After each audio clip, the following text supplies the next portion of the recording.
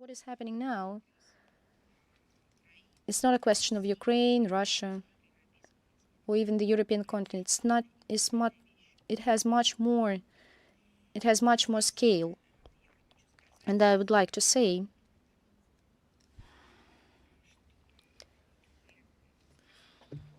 you asked about the tanks, about the decision of the United States to supply tanks. I think everything is clear. Such a position concerns everyone.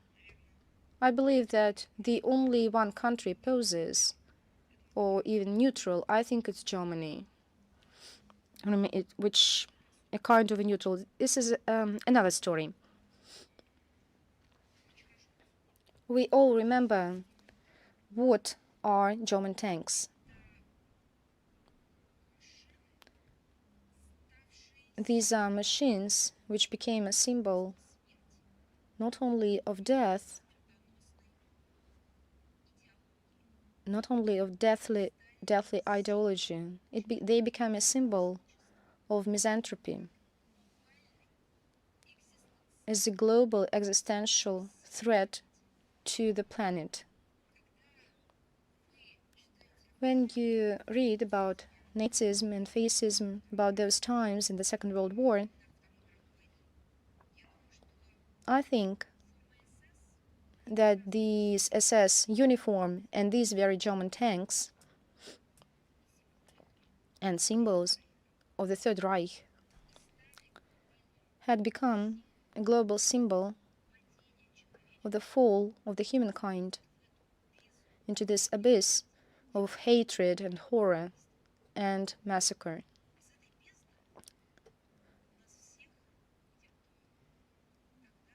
All of us, back then and after, were saved by the soldiers of the Red Army and anti-Hitler coalition, these young soldiers and all those who on the ground engaged there as medical officers. It was exactly the German tanks which became the symbol, anti-symbol, I would say.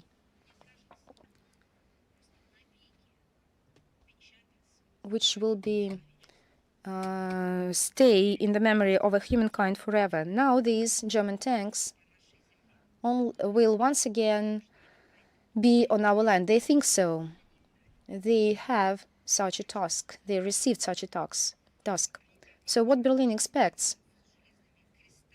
That this armored vehicle with all its symbols back then and now, that it will cross our villages and settlements. We remember the end of that times. Does Berlin remember?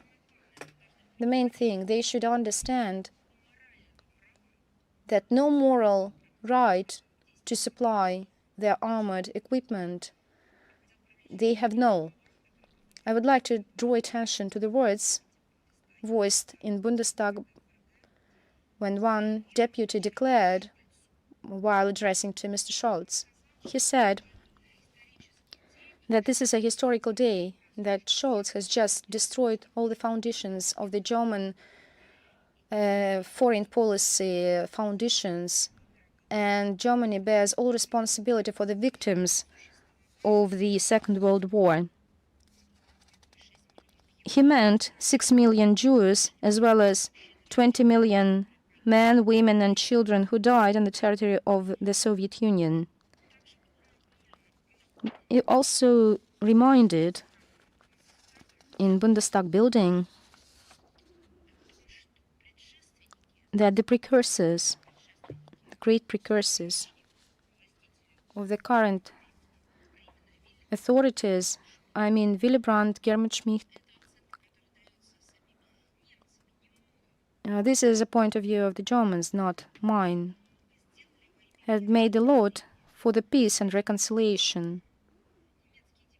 As the German deputy Willy Brandt received even a Nobel Prize of the World, the slogan "Never" meant denial to supply weapons in the zones of conflict. It has always been a core of the foreign policy of Germany, as mentioned by the German politician.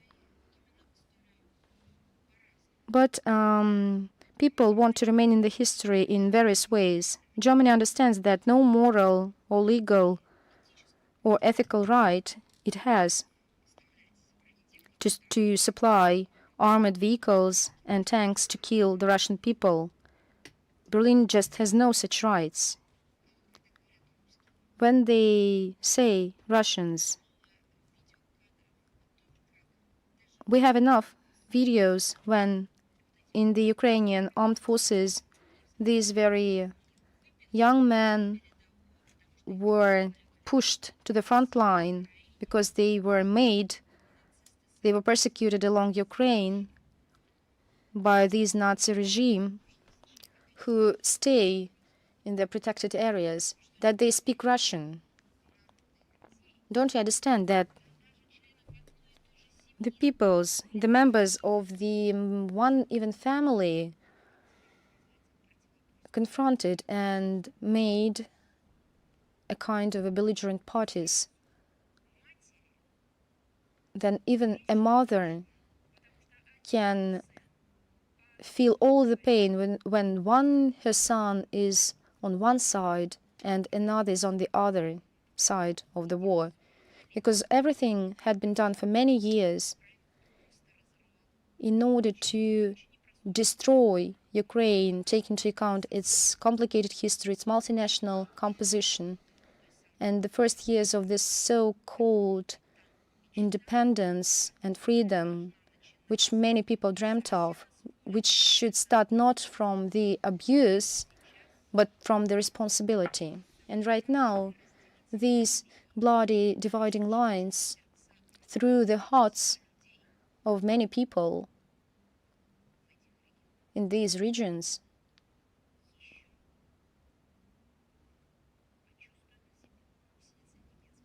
they will be felt by the German tanks. And Olaf Scholz dared to make this step. Why?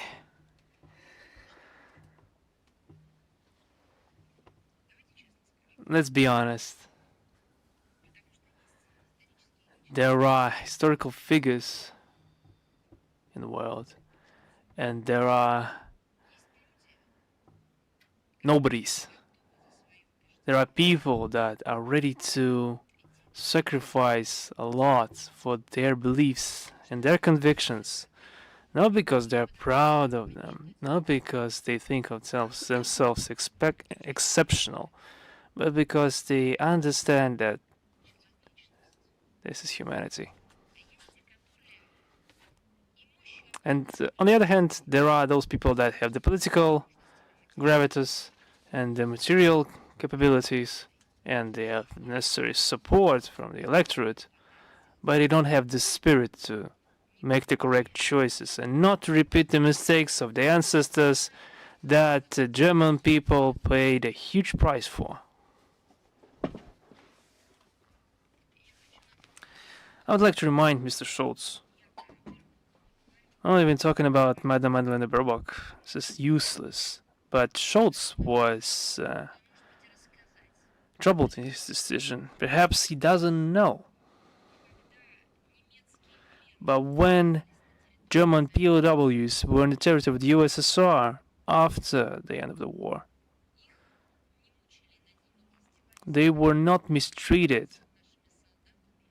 in a way that our soldiers and our POWs and civilians were mistreated by Germans. Those German soldiers were fed by the very people that had nothing to eat for years. Those people fed them. And you know, Mr. Scholz, my grandmother, for her entire life, was looking at bread as the most precious dish. Told me how this post-war bread that was scarce was used by the Soviet people to feed German POWs that previously had burned our villages and were murdering our children, getting them into houses and burning them. When I asked her once, Grandma, you didn't have enough bread for yourselves. How could you, after going through it all, could share your bread with those who was hell-bent on killing you? You know, Mr. Schultz, what my grandma told me. She told me, Masha, we pitied them. Pity of not the same kind that you call tolerance, but we pitied them and we loved them. We had our spiritual force to share our bread even with the enemy, despite the fact that we lacked it ourselves. You in the West have lost any idea of the true values that lie at the base of our humanity, namely love. To believe that the West is supplying German tanks to the place that those German tanks have brought immense suffering to by destroying tens of millions of people, it's truly impossible. It's impossible to imagine that in general you know anything about love, compassion, honor, conscience.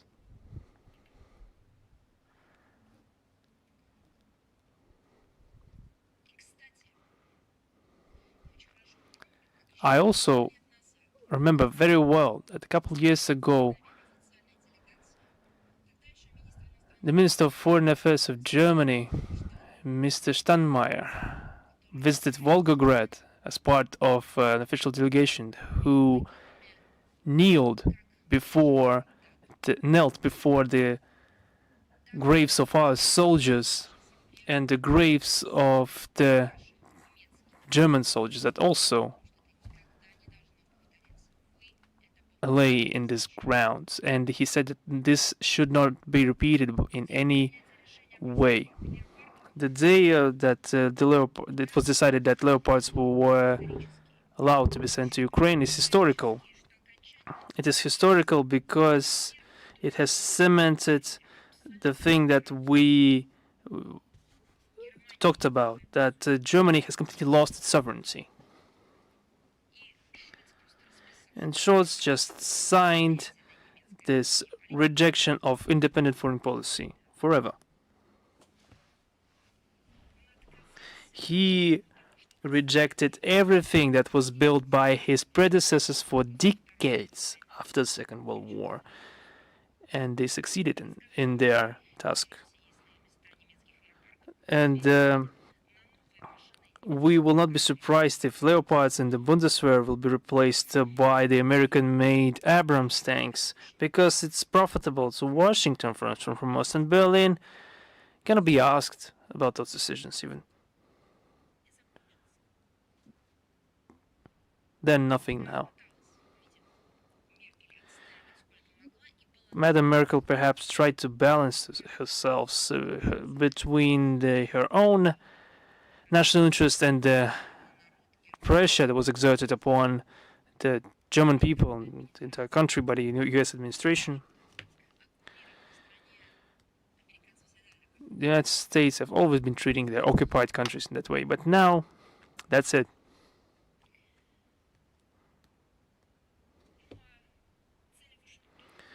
Washington's goals were enunciated last year during the hearings in the US Congress by Victoria Nuland, is to inflict a strategic defeat upon Russia.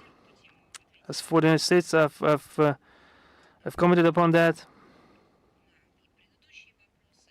in different parts of our briefing. I can only say that there is no difference in shipping this military equipment. Only one country makes a true difference,